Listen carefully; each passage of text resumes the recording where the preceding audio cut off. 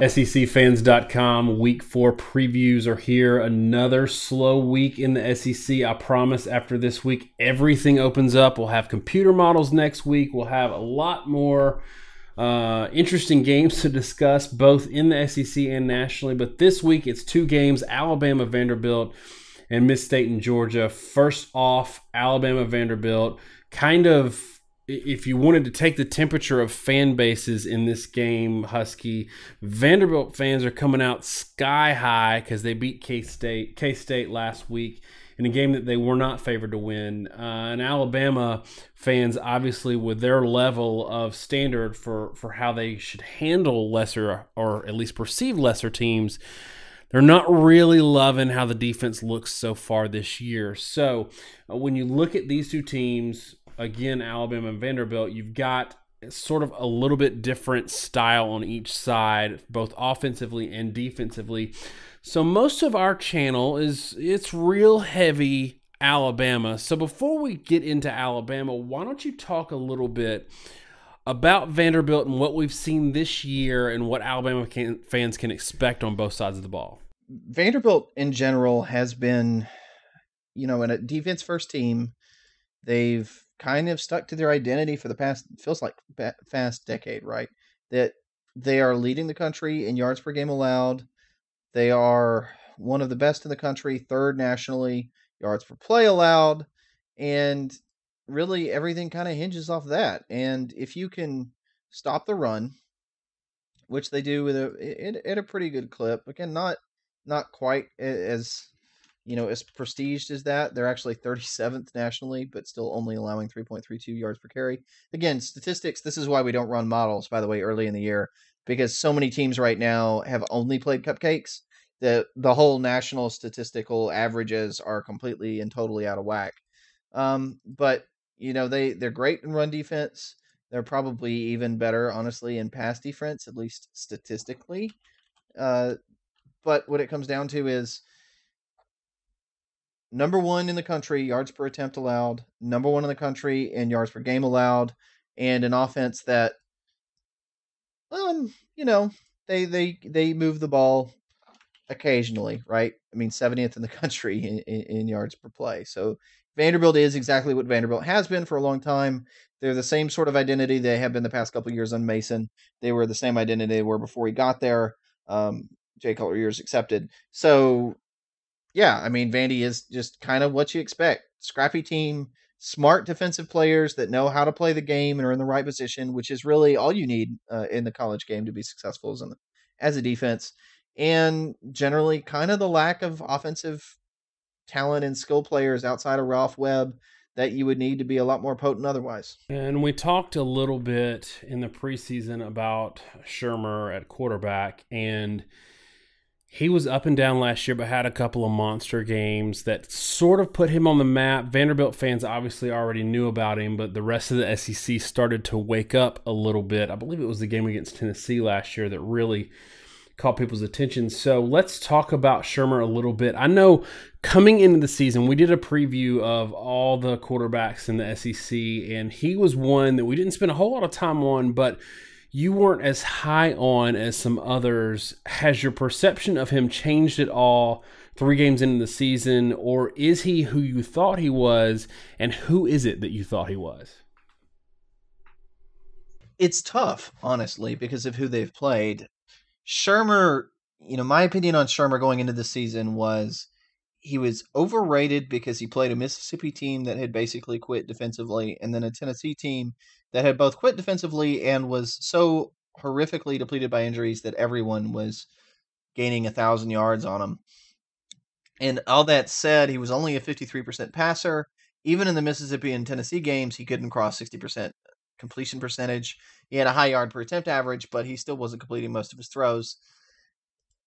This year, he still hasn't really played anybody, right? I mean, we know that Central Arkansas and Charlotte weren't great opponents for Kansas State. And there's a certain amount you have to take from that. We'll talk about that in a minute. And outside of that game in 2017, they played Alabama and A&M, who's an FCS team. He was 73% completion percentage, 8.7 yards per, 4 touchdowns, no interceptions, 197 quarterback rating, almost perfect. Middle Tennessee State, again, similar sort of deal, really high averages. But, Middle Tennessee, total offense, total defense, hasn't been great this season. And defensively, Middle Tennessee gave up almost the same yardage. Really, okay, let me just throw the comparison out there. Middle Tennessee gave up 5.3 yards per play to Minnesota. They gave up 5.8 to Vanderbilt. Middle Tennessee gained 4 yards per play against Minnesota. They gained 3.8 yards per play against Vanderbilt. The trick is Vanderbilt buffers that with an Alabama A&M game, and then they buffer it with a Kansas State team that's played Central Arkansas and Charlotte. Why am I talking in circles? It's pretty simple. It's that we don't know anything about not only Vanderbilt, but we don't know anything about the teams Vanderbilt played. And it's entirely possible that they've kind of gotten lucky in that the two teams they have played just may not be particularly good. Syracuse, didn't do a whole lot through the air. Minnesota wasn't all that great. So there are some signs there, but the Kansas State game, 61% completion percentage, great yard per attempt average, but I don't know. I mean, I honestly don't know. They're only throwing up less than 30 passes per game. I'm just not sold on what Vanderbilt is or is not in the passing game or offensively until we see them play somebody with a real pulse. I think Shurmur could be the answer. I think the 70+ completion percentage in the first 2 games is a good sign, but I think it's also very, very possible that they just happen to have played 3 teams that just really aren't very good. I think one of the takeaways here is one of the same takeaways I had with Fitzgerald, where even when they play poor competition, it's good to see that they're not making a lot of mistakes and not putting their team in a bad spot. Even if you discount high yards per attempt and high total yardage touchdowns, things like that, the absence of mistakes generally tells me that a quarterback's progressing a little bit and might be, a decent weapon for them. Okay, so for Alabama fans who maybe want to hear us talk about Alabama a little bit, and Vanderbilt fans who might not know as much about Alabama other than the ranking and the players, let's talk a little bit about not just Alabama, but how Alabama matches up against Vanderbilt. Because there's been some concern in the past with Jalen Hurts facing a salty and disciplined defense that they can give him some trouble, especially that they can contain him on the ground. What do you see let's do that. Let's do unit versus unit. What do you see in this game for Alabama's offensive unit and how they're going to have success or be bottled up against this Vanderbilt defense? Well, I think the biggest thing is you're not going to get too many probably easy plays. Vanderbilt is very sound defensively. One of the reasons they've been sort of successful this year, and they were successful at times last year, is Derek Mason is a pretty good fundamental football coach. It's always something Vanderbilt's excelled at, really oddly, except under Franklin, where they didn't make a ton of mistakes. They have the advantage of having a team almost entirely composed of smart kids, and that shows. And so they can test you each and every play. You do kind of have to earn it. And some of the shot plays that Alabama has benefited from, especially under Jalen Hurts, won't be there as much. The flip side of that is I don't know that Vanderbilt is really exceptionally talented. And they have some linebackers that can fly around. They are able, with the linebacking core, Emmanuel Smith is a great player to sort of keep the edge on you, and they'll be able to contain Jalen Hurts a little bit. But I'm more concerned about the fact that Alabama's running backs and receivers are probably a pretty significant mismatch. Outside of what is a pretty solidly consistent secondary formed by Tarpley, there isn't really an abundance of size and speed. And there's probably some Vanderbilt fans that kind of scoff at that, but I think it was sort of, I think in defense of me here, that kind of got borne out against last year, right? I mean, they gave up 7.7 yards per play against Tennessee, 6.5 yards per play against Missouri, 6.5 against Auburn, almost 6 against Georgia. Basically, everybody that could pass the ball well really took advantage of them. And the teams that they really succeeded against were teams like Florida or Kentucky that didn't have a very good passing game. They couldn't really attack them vertically. Now, there's a whole other discussion we can get to there on whether Alabama's vertical passing game is developed. But that's what Vanderbilt is. I will say one before we move into further parts of this discussion, one sort of cautionary tale here too, and that's I would be careful about trying to draw too many conclusions about just how good Vanderbilt's run defense really is. Again, they've played 3 teams this year: Alabama A&M, of course, FCS, 59 yards rushing allowed. You have to throw that out a little bit. Middle Tennessee was the other one that was such a great rushing performance that's keeping them number 1 in the country right now. Middle Tennessee is yet to gain 100 yards rushing in a game after 3 games.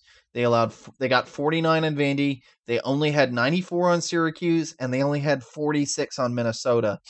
So I kind of tie a lot of this discussion back around whatever you think of Vanderbilt and their run defense. It's equally possible that it's not really any better than Minnesota and their defense, because they're actually had pretty similar statistical performances against Middle Tennessee. And again, Kansas State we know nothing about, because Kansas State's only opponents were Central Arkansas and Charlotte. They opened with an FCS team and an FCS transition team. I think it's interesting that you talk about how, we're 3 weeks in, we know what we know and we don't know what we don't know. We're kind of pitching this Vanderbilt defense, in my mind, as, okay, if they're good, if they are who they've shown on paper, then we can expect them to be kind of like the Vanderbilt, and you've kind of alluded to this already, the Vanderbilt defenses and the Vanderbilt teams that we saw under Franklin. Is that fair? It is. But there's just as many warning signs that they're not that team. And the Kansas State game in particular is kind of concerning just because it was such an outlier. We talked about how they allowed 40, 50 yards in the first 2 games. Kansas State only put up 7 points, but they had over 200 yards rushing. And Vanderbilt's pass defense was great. And I say that because Ertz, frankly, couldn't hit the broadside of a barn, but Ertz had 24 carries at 5.3 yards per carry. Silman for Kansas State averaged 13.7 yards per carry. And then the main tailback, Barnes, and I think this was bizarre, and everybody loves Snyder, but sometimes his coaching decisions, frankly, are terrible. I'm just going to be blunt. Barnes, the running back, only got 8 carries in that game at 4.3 yards per carry. Ertz had 52 touches, and the other running backs only had 11 total. So Kansas State ran the ball without any real threat to the running back. And yeah, that's why I keep circling back to the we don't know what we don't know, because there's this one last game that was a complete script flip from everything else we'd seen from Vanderbilt. And before we talk a little bit more about Alabama, I want to agree with your point about weird coaching decisions from Snyder in that Vanderbilt game, including the fact that down 14-7 on their last drive, they played, in terms of clock management, they played for the last score, which is weird because you're not tied or ahead yet. So generally speaking, when you see a team sort of line things up and milk the clock at the end, it's for a game-winning field goal or a go-ahead field goal, not we're 7 points down and we need to tie it. You got to score as fast as possible. So I thought that was really strange. Anyway, okay, so for Alabama, we've seen 3 games from Hurts this year, and the consensus last year was that we've all heard not great intermediate passing game, obviously great runner, and can occasionally hurt you on a deep shot. Now that you've seen 3 games, and granted the competition after Florida State hasn't been that great, talk about, if any, the improvements you've seen from Hurts and sort of your overall grade for him in terms of performance so far this year relative to last year. I think Hurts has shown tremendous improvement, and a lot of people say that he's improved, and they can sort of see it. I think people are underestimating just how much he actually has improved. Frankly, a lot of that is people have sort of crimson colored glasses when they look back as Alabama fans and remember what Hurts was in last year.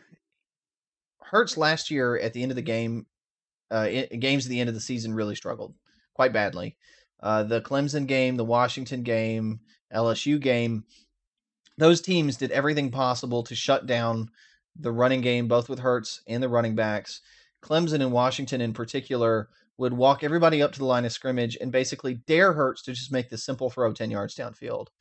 There were about 3 passes in the Clemson game that if Hurts throws a good ball, the receiver catches it on a slant or a post or a simple cross, and he runs the rest of the way to the end zone. Kind of like what we saw with Ridley on that 78-yarder Saturday. Yeah, exactly. In fact, the Ridley and even the Foster play was really the same sort of coverages they saw late last year, and that's what Colorado State was trying to emulate.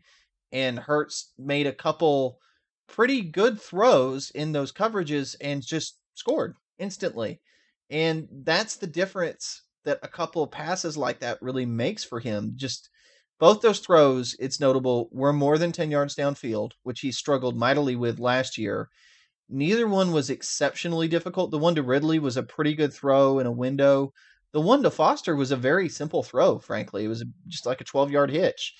But teams have absolutely and totally dared Alabama to do that. Alabama's wideouts have a massive skill advantage on almost anybody in the country. And even if you're very, very good, Alabama's wideouts are good enough to shake you.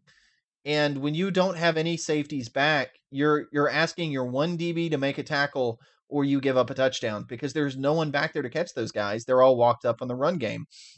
And so if Hurts takes that step forward, and you're kind of seeing it happen, that offense suddenly becomes radically more dangerous. It can score anywhere on the field, and teams are going to have to respect the pass a lot more, which will make the run even that much more effective.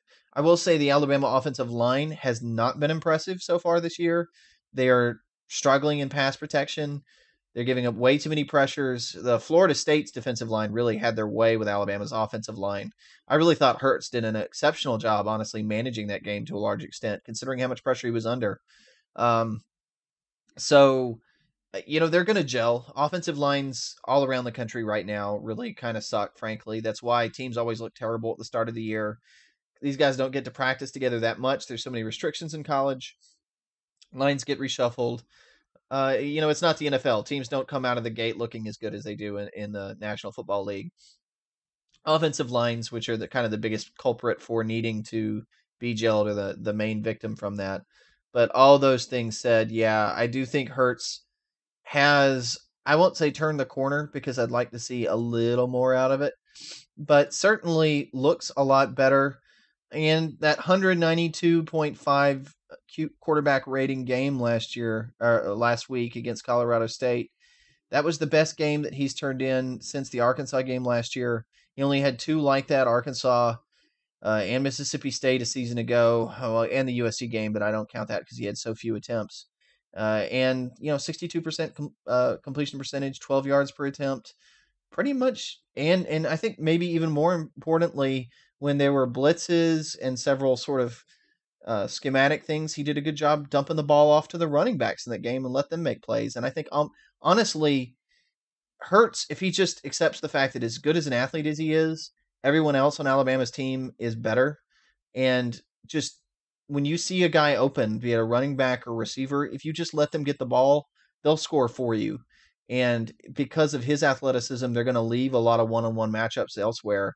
And he's just got to be efficient enough distributing the football to take advantage of it. And this is something I did want to talk about this week that we kind of touched on last week, and I wanted to maybe dig in a little bit on it. And we've talked about the differences in Daboll and Kiffin so far this year. We've talked about it a little bit. But one thing I noticed Saturday, and I want you to tell me if you think this is accurate, Alabama's offense is considerably more lethal this year because of what you mentioned. 1, with the running backs, 2, with the tight ends, and 3, with the ability to hit some of these quick hitting, maybe 6 or 7 yard throws that end up going for 12, 15 yards. I saw them using the running back, not screen game, more like swing and flat game as an extension of that running game, but as a replacement almost for what Kiffin was using the jet sweep for.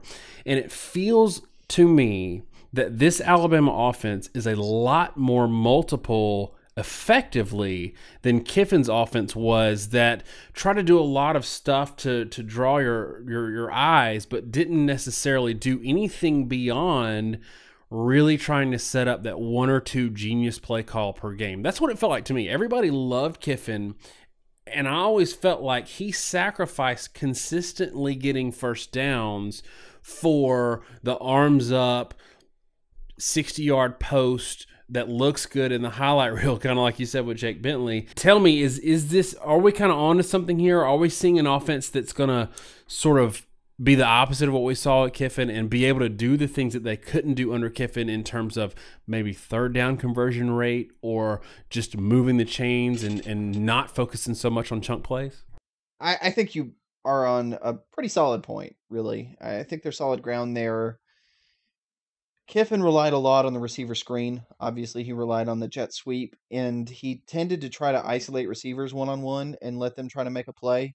When he had Amari Cooper, it looked freaking brilliant because Amari Cooper could, it seemed like, shake anyone one-on-one in a receiver screen game and put up 2,500 yards. Ridley could do that to some extent. I don't think Ridley's built for it. He's too slight. He tends to bounce off contact.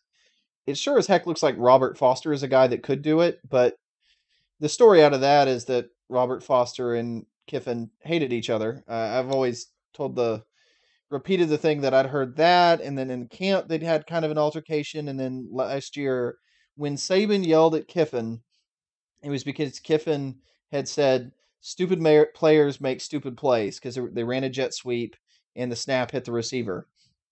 And then Saban snapped back at Kiffin, and what he told him was, well, stupid coaches call stupid plays. The fun little trivia point to that is the player that the ball hit was Robert Foster crossing the field. Kiffin hated Robert Foster, and that's why he said stupid players make stupid plays. Apparently, they got into some heated, if not pushing, shoving altercations, and he refused to play him last season. That is what I've been told. Robert Foster was the number one receiver in the country 2 years before Ridley was. He is a more, I think, a more explosive runner. Not as good a route runner, but probably better with the ball in his hands than Ridley is.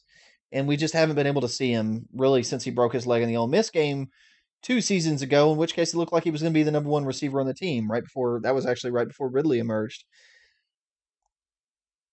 All that said, if you want to say who I want with the ball in their hands one-on-one, there's not really too many people you'd rather pick than one of the half dozen 5-star running backs that Alabama has. And so what Dable has done is, rather than throw the ball to receivers, ask one of them to make a block and try to take 5 yards with the receiving core, which can be kind of shut down if and when DBs start playing bump coverage because they're not afraid of you throwing over the top. And by the way, late in the season, no one was afraid of Alabama throwing over the top, so that's exactly what they did, taking away the wide receiver screen game. He can run the receivers downfield or just ask them to block one-on-one, throw it to the running back, and yes, you did get a linebacker coming out in coverage, but Alabama's running backs can pretty well consistently make the first man miss, or at least grind out. Bo Scarborough, you get a hand on him, or you get a guy on him, and he's still going to fall forward for 6 yards. And I think it's a pretty good trade. And then when you combine the fact that they're already starting to use the tight ends a lot more in the passing game, there were several big plays to the tight ends against Colorado State, more than we ever saw with Alabama, even when they had O.J. Howard before. Again, that's due to the fact that they're less reliant on the receiver screen game, and they're more of a traditional passing tree. I don't know. I agree with you. I think they're more multiple. They're willing to use the skill players in different ways. Moreover, I think they're a lot. Kiffin was either going to use the running backs for an inside run game, or he'd use the receivers for almost everything else. Alabama's willing to use a lot more things than just the receivers. The receivers are going to get a lot less touches probably in this offense, but there's so much skill talent, it's probably a good thing that they are, and the receivers are freed up more to be a vertical threat. It makes sense now that Hurts is involved. And I also applaud him because it looks like they're not trying to run as much pure zone read. I don't think Hurts was very good at the zone read last year. We talked about that a lot. He really seemed to struggle with making the proper reads. Instead, they want Hurts to be told to hand the ball off or to throw it. And they really want Hurts to run either when it's a scramble and he has a clear lane, which to date, Colorado State, Fresno State really kind of said, we'll let you run Hurts if you want to risk your quarterback. We're going to take away everything else. And they just let Alabama get 15 yards of play. And that's going to be an interesting thing considering just how freaking much success Ertz had against Vanderbilt last week. Otherwise, they really want Hurts running the design play and not making a read. They want him giving him to the running back when they say give it to the running back, and they want him throwing it when they say to throw it. And a lot of his runs this year, I noted against Fresno State, his two really long runs came on design runs where they had kick-out blockers, offensive linemen blocking upfield for him, not zone read stuff that he did seem to have to think a little bit too much about last year.